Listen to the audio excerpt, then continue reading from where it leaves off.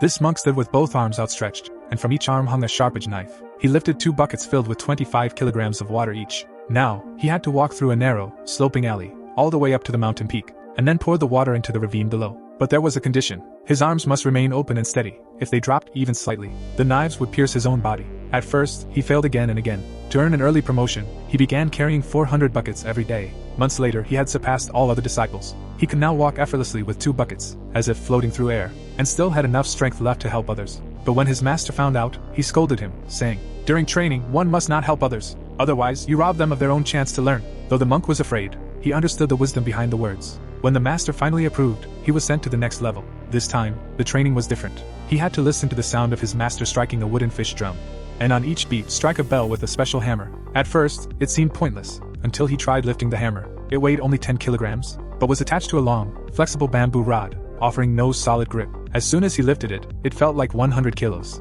and he had to use it with just one hand. In the beginning, he held it close to the head, barely managing to strike. But after a few hits, his wrist lost all strength. He looked toward his master, who continued calmly striking the wooden fish without a word. Something ignited inside him, the spirit of competition. He tightened his grip and kept striking the bell. His wrist bruised and ached, but he didn't give up.